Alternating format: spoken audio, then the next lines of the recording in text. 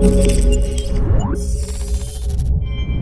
what's going on guys? Arekkz here, welcome back to another Destiny 2 video. The beta draws ever closer, today for PS4 players, tomorrow for Xbox One. I honestly cannot wait to jump back in. I was lucky enough to be at an event last night in London where I got to go hands-on with the beta a little bit early, check out some of the content that we are going to be able to play for the next week. So I cannot wait to jump back in today and just start diving into stuff, exploring, making some videos for you guys. However, before that, I want to turn my attention to a little teaser that IGN dropped yesterday. Now, yesterday they didn't actually have a full-blown article. Their sort of month-long coverage continues today as part of the beta, and that then continues for the rest of the week, and then one more week after that. However, the teaser they actually dropped yesterday was for, in my opinion, the most exciting article they have yet to release, and that drops on the 24th of July, and that is the one where they actually go out and explore a planet, or kind of part of a planet at least. So that'll give us a chance to sort of see some of the open world stuff, lost sectors, patrols, hopefully flashpoints, adventures, just everything like that. That is the stuff that for me personally I am most excited about in Destiny 2. We've seen missions, we've seen strikes, we've seen like Crucible stuff, we've seen weapons, gear. All that stuff is really cool, but for me, for someone that really likes exploring worlds, I genuinely just want to sort of see what it's like to explore the worlds, because that's something that none of us have had a chance to go hands-on with. Even at E3 or at the gameplay reveal, they didn't show any of that, so nobody's really seen, apart from kind of like snippets here and there in gameplay clips, nobody's really seen what it's like to explore any of the open planets. And of course, since it's not in the beta, we're also not going to get a chance to do that during then. So the 24th of July is when IGN are going to take kind of a deep dive into that and hopefully give us some really good information. But yesterday they dropped a 50-second teaser, which I will link down below. And in that we got a few little snippets of things, lost sectors, adventures, patrols. So I thought I'd just break that down, kind of talk about a few of the most important things and share that with you guys. So if you do enjoy this, then a like would be super appreciated. Comment down below if you have any questions. Also, for those of you guys wondering about the giveaway that I ran in my video a little while back for some PlayStation Network / Xbox Live points, I have contacted the winner. I will announce them once they've kind of replied back. I've done this in the past where I announce it first and then they end up not replying, so I have to pick someone else. So I've messaged the winner, and then once I hear back, I will of course announce it. But that giveaway has closed, so it's now being processed. Anyway, turning our attention to the teaser. So the very first thing we see, this scene here, is a look at the beginning of an adventure. Of course, you can see this icon on the left. This is the adventure icon. It's the little sword in the shield. This one here is called Deep Conversation, and it's listed as an adventure. It also says at the top, you have a mission starting time. Now, if we jump forward in the video, you can actually see that adventures can only be started by the party leader. So they're not like, say, patrol missions where someone in your party can just go around and activate the beacon. These are more specifically things that are kind of like driven by your party leader. So they are obviously considerably more meaty. We know this for a fact, given the kind of interviews in the past. They've said that adventures are typically 10 to 15 minute long missions. Some of them will introduce you to kind of different gameplay mechanics. There will of course be story woven into it. There's story woven into basically everything in game, but adventures are a chance to kind of like, you know, learn more about certain characters. So in this particular instance, you can of course see that you arrive at a location, hence why we've got the marker here, and of course your party leader then kicks it off, and you then get a countdown so everyone is aware that it's about to begin.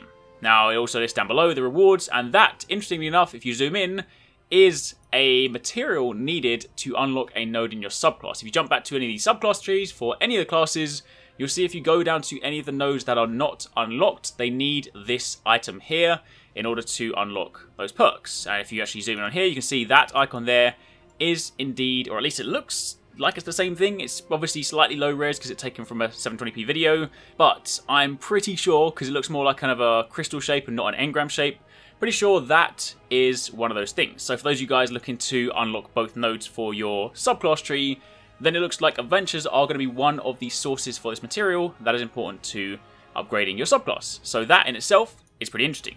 Moving on from there, we then get a very quick glimpse at a Titan just kind of doing his Sentinel thing, throwing his shield around, shoulder charging into people. Looks pretty cool, but you know, we've seen the Sentinel stuff. So moving on from there, the next segment is them on another adventure. This one here is called Unbreakable. They've got to collect a large enemy font. And on the left-hand side, there is a timer that says Disruptor Charge. Now, obviously, not having done the mission, we have no idea what this is, but it's probably one of those kind of mechanics tied to the adventure. Maybe you've kind of got a timer in which you've got to do something, get somewhere fast enough before something explodes. Honestly, I have no idea, but that's kind of cool to sort of see that in process, and of course them driving through on the Sparrow.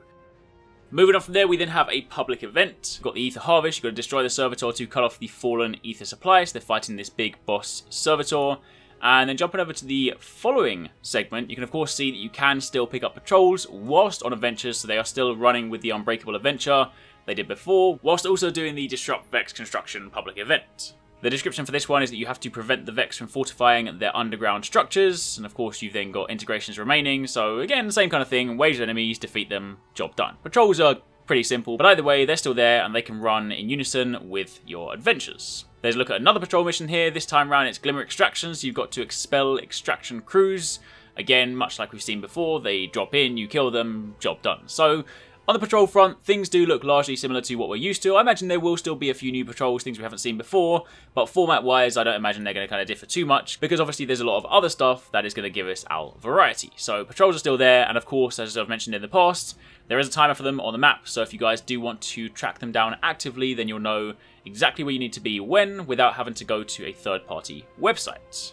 However, the really interesting thing is this segment here. So this is, of course, this icon right here is the icon for a lost sector. We know this. Lost sectors are these things that are described kind of like dungeons where you have to, firstly you have to discover the entrance. They will not be specifically marked on the map. When you do like adventures, sometimes upon completing it, then things around the map will be revealed, and that will invariably result in a lost sector also being revealed. However, that doesn't always mark the exact entrance, it'll just mark the kind of vague location that the lost sector is in. So firstly, the part of the puzzle is obviously going in and trying to discover where it is, finding your way around, probably doing some kind of jumping and platforming, which is one of my favourite things in the game, so I'm super looking forward to that.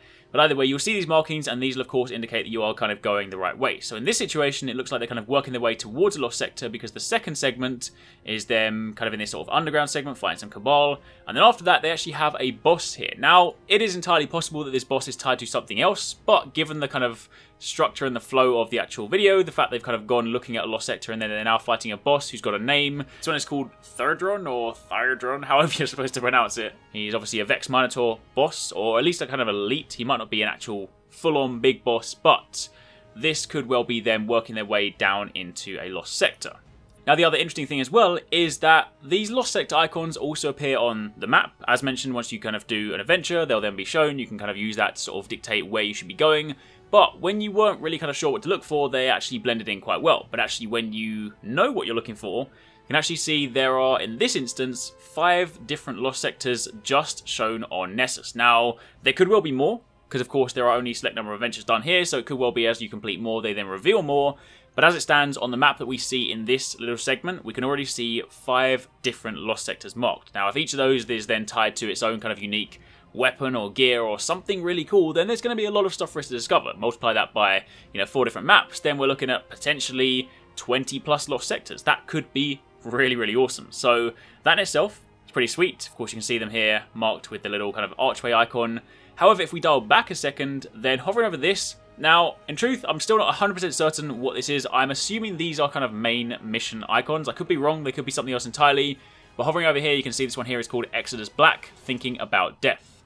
Exodus Black, Arcadian Valley, speak to Failsafe at the Exodus Black, and then you get packages and rewards. Interestingly as well, it's listed as Exodus Black, and you can actually see further down, this is a landing zone. So in this instance, if you were, say, on the far west of the map and you wanted to go and do that mission, then that is a landing zone that you can then drop to.